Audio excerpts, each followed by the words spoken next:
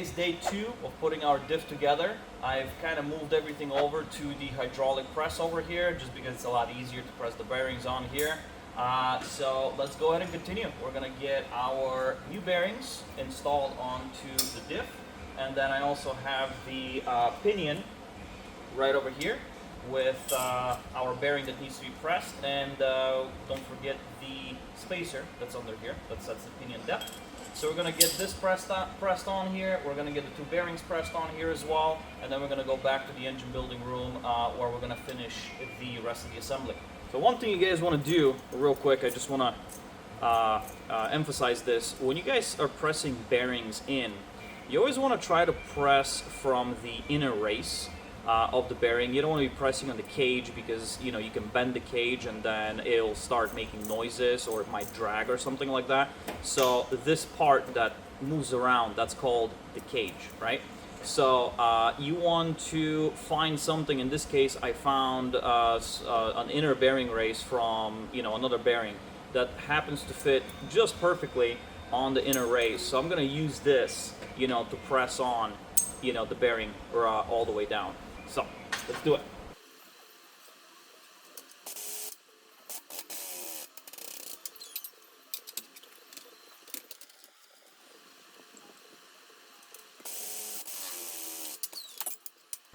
Alright, so there's the diff, new bearings all the way down. This is all done. Let's do the pinion next.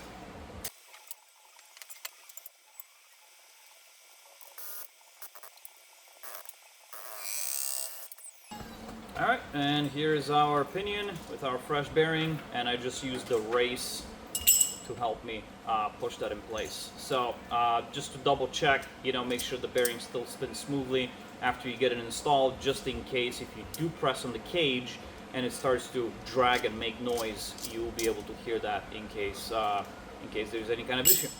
Alright, back to the engine building room. And the next thing to do is to get our bearing races pressed into the case. We've got both the inner and the outer. So let's go ahead and get those pressed in. They're really easy. I don't really use a press for this. You just gotta tap them with a hammer and they go right in. So I'm just gonna put this up against the vise here, and let's go ahead and just lightly tap these in. Everything's nice and clean from yesterday. I don't see any debris in there.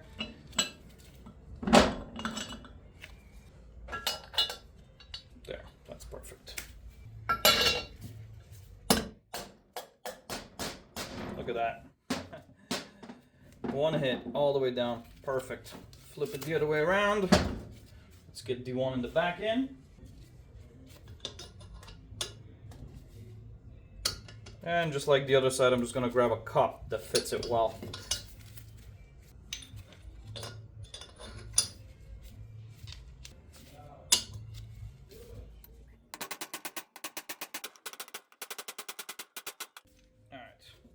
Go. Alright, so now here comes the fun part.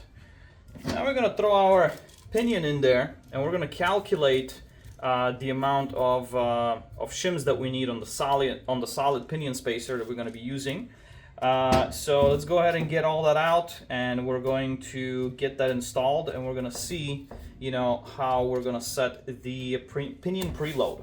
I am not going to install the seal. Just because we're going to be taking this pinion on and off quite a few times until we get it just right. So I'm going to leave the seal off, and we're going to install that as a final step later. Let's go ahead and set up our solid pinion spacer. So the way this works is, this is what the spacer looks like, and it sits just like that. And then on top of it, there are all of these little shims that come in the package. So what we do is follow directions. Believe it or not, us mechanics just sometimes actually read the directions. So we grab all the shims, all of them just like that, and we're going to put all of the shims on top of the spacer just like that. We're going to assemble it as is and just hit the nut with the impact gun just so we can tighten everything up, and then we're going to measure the amount of free play that we got. So I got this in the vise, and I got it loose enough so I can move it around a little bit.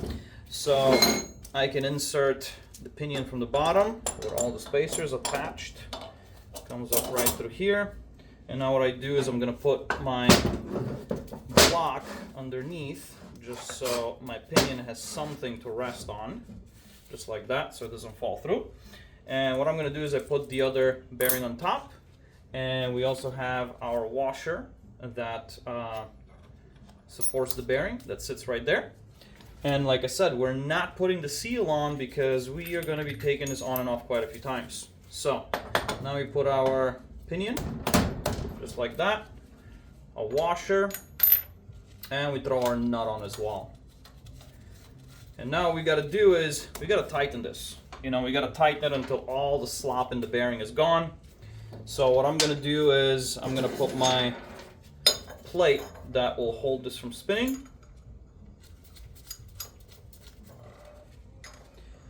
And I'm just gonna impact it on until basically it stops. I don't need it tight, I just need all the slop to be gone. So we leave this on, grab our impact, just like that.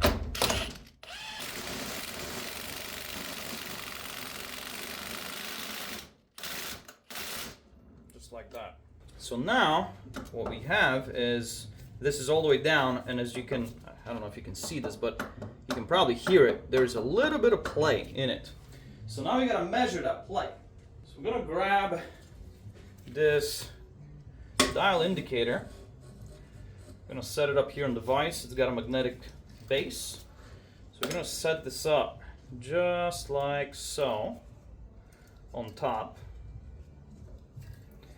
And essentially what I'm doing is I just want to see how much is my free play. That's all I want to know. So I'm just going to set it up where it's straight, kind of like so.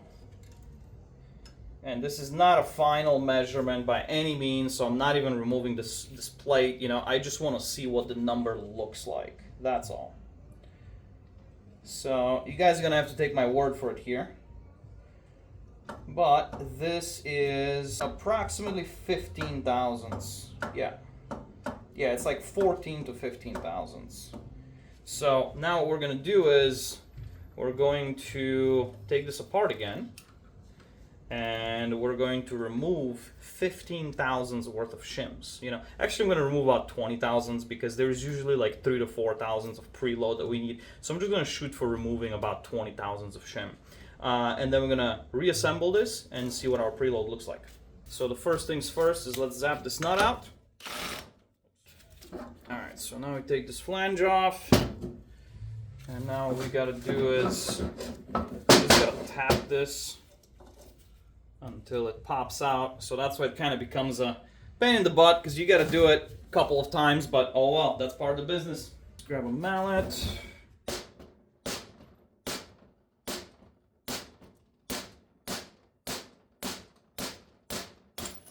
Okay. And I've got my hand underneath because I don't want it to drop on the metal table. But here is our pinion with all of the shims on it, right? So I'm gonna leave everything over here. Sometimes I've had it before where, because this bearing sits against these shims, right? So I always check to make sure that a shim didn't get stuck on the bottom, because I've had it before where it's like one shim will just get stuck to the bottom of the bearing, and it'll just throw you off because you think you have X amount of shims, and you know, it might fall off or something and you might not see it. But anyway, we leave this here. I'm gonna grab my caliper real quick and let's measure these shims. Let's see, I'm gonna just grab my whole shim pack, and we are at approximately 56 thousandths for the whole shim pack. So we gotta subtract enough shims to get to, you know, about 35, 36, give or take, right? So let's see, what do we got? Do we have some big shims that are 10 thousandths each? Look at that. This shim is 15, this shim is 10, this shim is about 6. That's also 6, and that's 6, and that is 6. Okay, so all of these are basically 6s, And these are basically, this one's about 14 and this one is about 10. Okay, all right, so let's go ahead and remove 3 of the 6s, right? 3 of the 6s should be about 18 or so. There's a little gap in between them probably, but you know, caliper's showing about 20. Well, I'm gonna roll with it. I'm just gonna remove 3 of these because I wanna see where it's at. So I'm gonna keep these 3 on. And we're looking at about, we started at, what was it, about 50, 55, 56. So right now we're looking at about 33 is what's left. So let's see what it looks like. We can always do it again, so.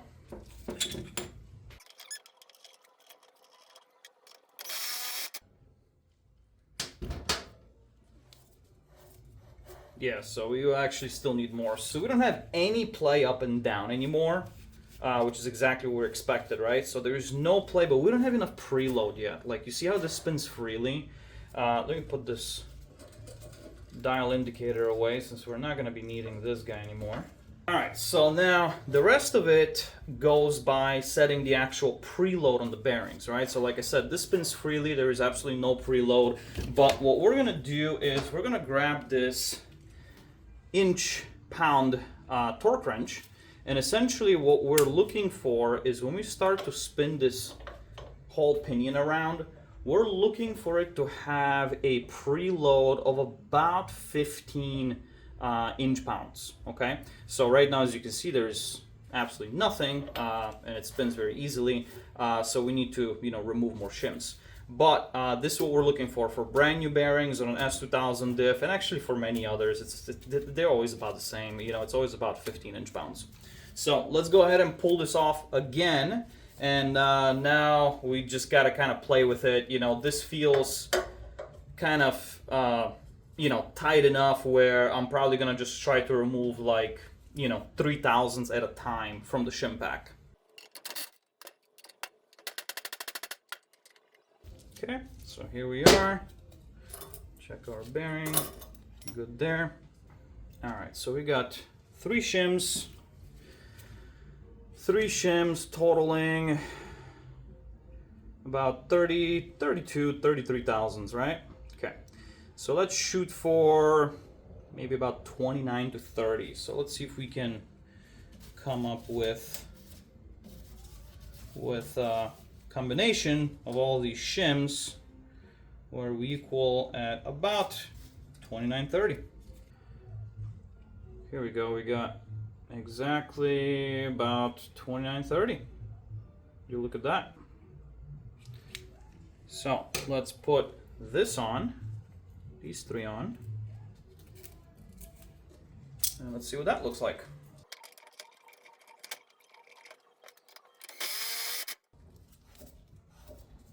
Okay, so now we're starting to get some resistance, but it's still not enough. Here, let's throw our torque wrench on there and see what this looks like. Oh, I'm actually very mistaken. Ha! That's exactly 15.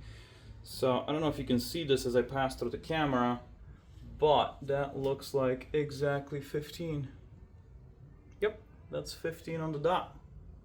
Yeah, I'm not sure if you can see this from the angle of the camera, so it didn't feel like 15 just by spinning it, but I guess I must have eaten my Wheaties this morning because, man, this feels light.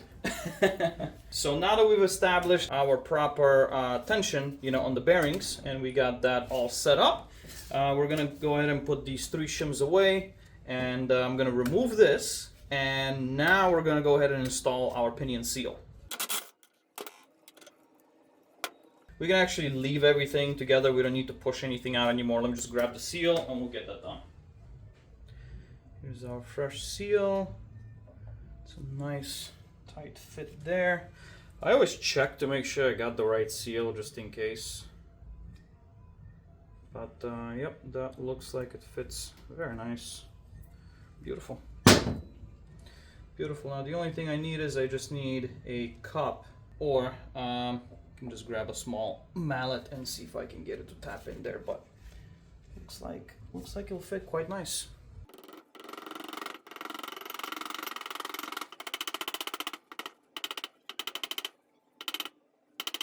Well, that's fully inserted. The only thing left to do is pop our flange back on, get a new nut, of course. Oh, that looks good. I like the seal. Nice. All right, let me grab a new nut. All right, so that's all there is to it. Just tighten our new nut on here. And ideally, if you wanted to really torque this, you really don't have to torque this now that it has a solid pinion spacer, because you cannot, no matter how much you tighten this, it's not like you're gonna collapse the solid spacer, right? So it's funny enough, but even the directions from the solid pinion company, even those directions say that to just hit it with an impact. Let's go ahead and hit that with the impact. We're gonna check our preload one more time, and we're pretty much ready to go.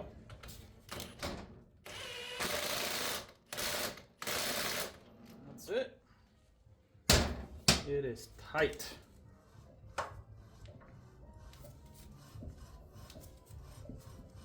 I like to give it a couple spins.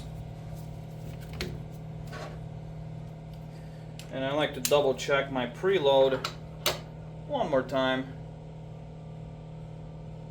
It looks exactly the same, looks right about 15. I always check it both ways. Make sure that we're not, we don't have an issue. Now you gotta, another thing that you gotta keep in mind, and something that I've had happen to me before, whenever you have either a spacer that's not perfectly flat, I've had spacers that were defective and they were like a little bit angled, and they will put like load on the bearing going sideways. I've had the pinion, when you spin it, it'll get hard and then it'll loosen, and then it'll get hard and then it'll loosen, and it's really kind of weird, but I have had some of those spacers, in the past not be machined to very close tolerances, so just keep that in mind whenever you guys are installing these. But that's all there is to it for the pinion. Our pinion's ready, everything's torqued, we got our seal in place, and let's flip it upside down and carry on. Let's flip this the other way around. Perfect, just like that. Alright, so we're ready to install the actual diff now. Everything's nice and clean here. I got my new fresh races that will go right there, and then we can start reassembling. I always like to put this together with the races. I like to hold the races in my hand and put it on just like that, just as an assembly. And then what we gotta do is, remember these bearing caps? Remember how we marked them? I stamped 2 dots. This one has 1 dot, I can see it right there. And I also stamped a dot on these. So I'm not going to tighten them at all, because I still got to put the collar adjusters, which are these things, which we also marked with a dimple right there. Yeah, I can see the dimple. So this is number 1. So I like to leave these kind of loose so you can like start them, because sometimes they're a pain in the butt to start. Okay, there. So now I've got these just finger tight, and remember we also stamped dots here so I can see exactly where this collar is. And that's my starting point, like really. I just spin this until my dots are lined up, so now I know that this collar was exactly where it was before. So I'm gonna use the exact same thing on the other side. I'm just gonna find the dots, they're right over here, and yeah, I'm just gonna tighten it down until the 2 dots align.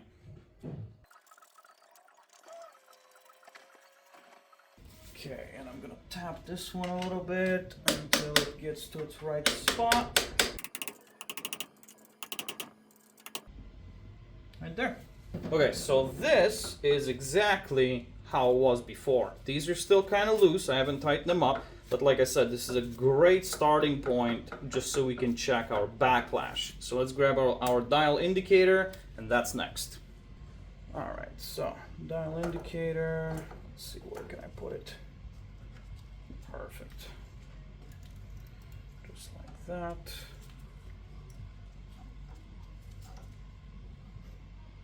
So the spec for an S2000, I wonder if you can see this. You might be able to see it if I angle it like that. So the spec for an S2000 is 3 to 4 thousandths of backlash. So that's exactly what we are aiming for. And you can really dial it in because we have adjustable collars on each side, so you can really dial it in. So let's go to 0 here.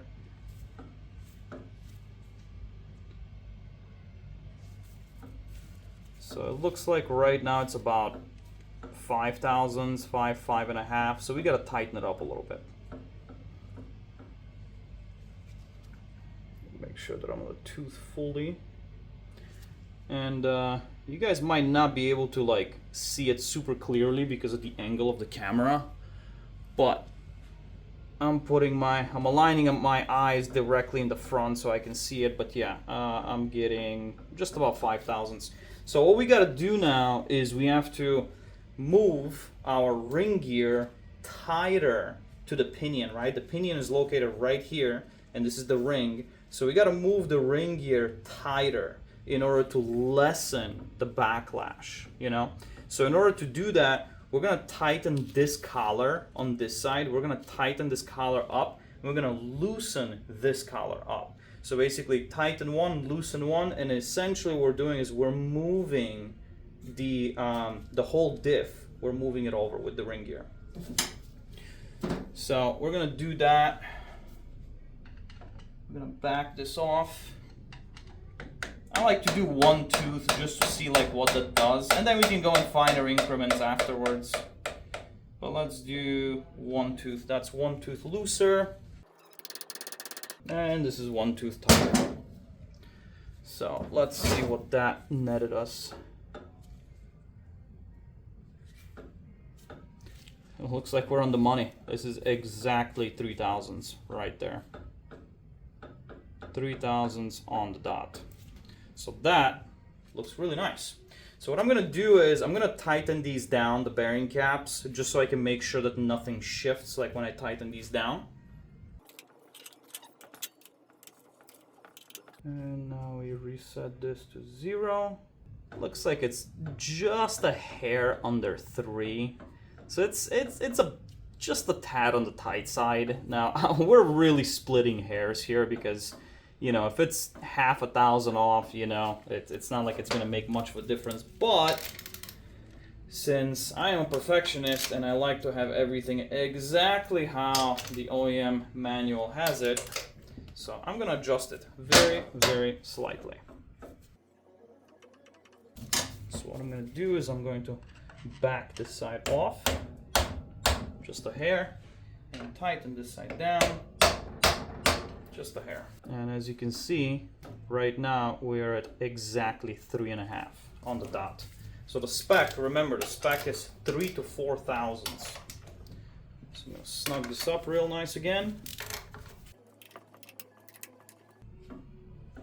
I mean, we're absolutely perfect. We're at exactly like 3.5 thousandths of backlash. So this is right in the middle of our tolerances. All right, so we can go ahead and put this guy away. We're not gonna need this anymore. So what we're gonna do next is, I like to put Loctite on these bolts. So I'm gonna take them off one at a time. Put a bead of red Loctite and tighten them right back on. It's just like a precaution, you know, that just to make sure these bolts don't back out by chance or nothing bad happens. And I like to do them one at a time, just because now everything is set, and I don't want to take any chances of like loosening them together and then something moving, you know, especially after we've already set our backlash and all of that. So I like to do these one at a time.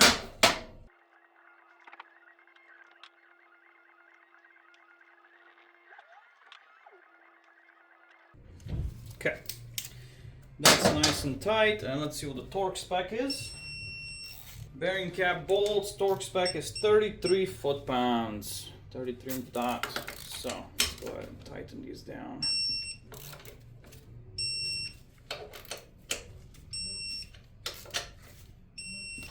That's it. Okay, that's done. And now the next thing we need to do is we got to install our locking collars. Now I know when we pulled this diff off, it was so dirty that you couldn't even see them, you know. I get a kick out of how clean everything comes out after done assembling. But these locking collars, they're just an extra precaution. You know, after everything's tightened down, these collars don't really move. But, you know, just an extra precaution that holds these collars from spinning. So we're just gonna put them on one at a time. Sometimes if you guys are doing S2000 diffs, sometimes depending on how you have the collar rotated, these don't fit perfectly, so you might have to like tweak them very slightly to fit, but these fit really nice. So I put a dab of red Loctite on these as well, because we don't want these to come out. And the spec for these is 16 foot-pounds. 16, so tighten these down.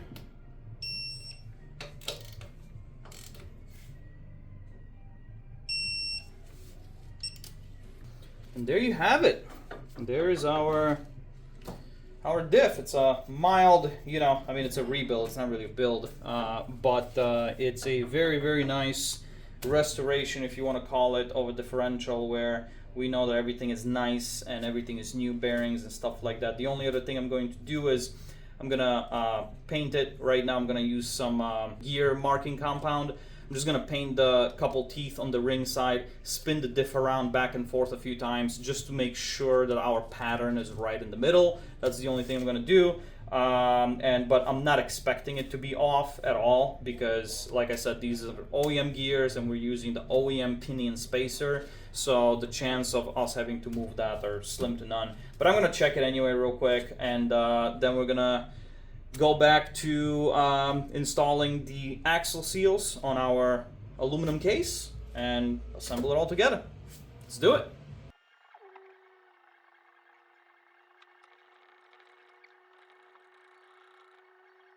All right, so we got a decent pattern. You know, looks like we're right in the middle of the tooth, you know, not too high, not too low. I like it, both sides. I'm leaving it exactly where it's at. So the next thing to do is let's get this off the vise. Actually, no, we're gonna leave this on the vise, but we're gonna switch over to getting the case over here so we can install the seals on the side of the case before we get that on there. All right, let's get these seals in. I just switched tables over just so when I'm smacking these in, I'm not shaking the camera too much. So all we gotta do is just push them all the way in. And what I like to use is, this happens to be a 35mm socket. It fits perfectly inside. So that's how I do it. Nothing fancy. And I just keep rotating it all the way around, and just to make sure that the seal is actually going in evenly all the way around.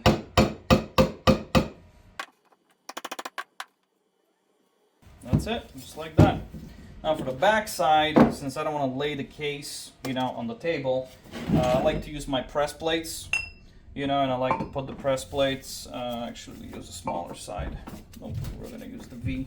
I like to use the press plates and put them on just like that on the bottom side, just so I'm not squashing the seal.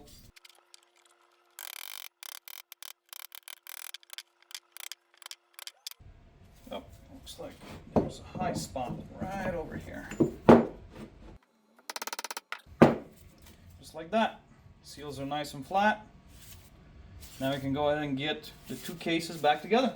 Second to last thing we got left to do is just install the case back on. So I got some brake clean, a clean rag. We got to wipe down our sealing surface. Make sure there is no oil on it or anything like that. It's always dirty. So I always like to do it a couple of times. Now we'll do the exact same thing on the aluminum case. And there's no gasket here. This is just good old RTV. We got our bolts ready right over here. We got the case ready. The only thing left now is we put a nice bead of RTV. Now, the very important thing here is to make sure that you go on the inside of the bolt holes, not on the outside. Because if you go on the outside, oil will seep through the bolt hole and it's going to leak. See how I'm trying to stay in the middle of the flange, but then I dip to the inside of the bolt holes. You can probably see that now. Just like that. And quick inspection, make sure we got a nice even bead all the way around. That looks great. And now we slap the case on. So the only thing I gotta think about is this is down and this is down. Okay, sounds good. So this goes just like this.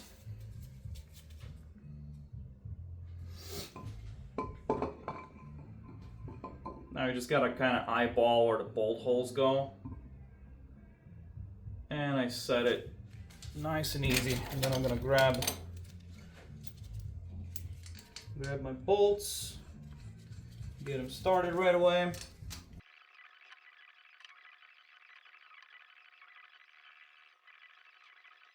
Okay.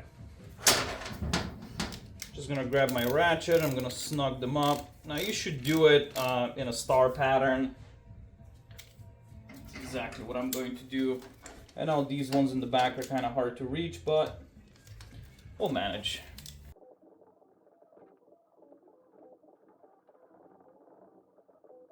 And I'm just snugging them. I'm not tightening them all the way down. I'm just lightly snugging them just so the RTV can be evenly contacted all the way around.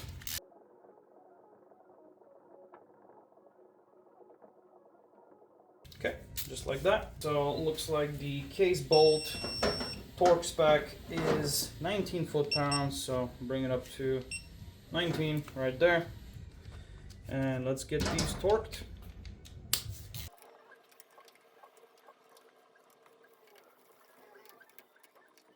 I'm gonna double check the torque spec once it's off the vise, but while it's still on the vise, let's go ahead and install our axle stub shafts. Just gonna wipe the seals real quick, and I'm gonna grab a dab of oil, and I'm just gonna put a dab of oil on the seal.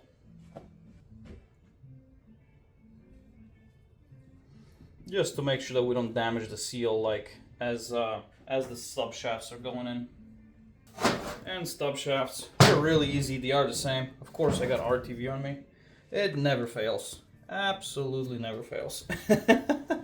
So, stub shafts, they're both the same. I got them coated in oil as well.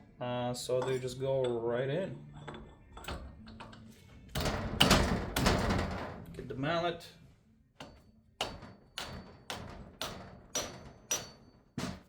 Just like that.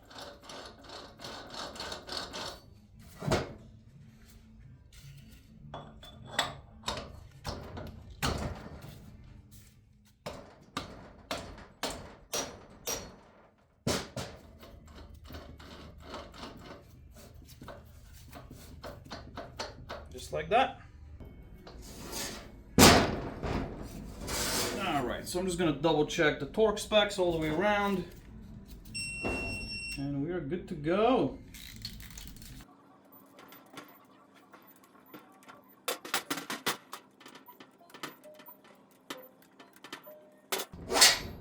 Alright, there you have it. Our S2000 diff is now rebuilt and ready to be put back into service. Hope you guys enjoyed this and hope you guys learned something. Have fun.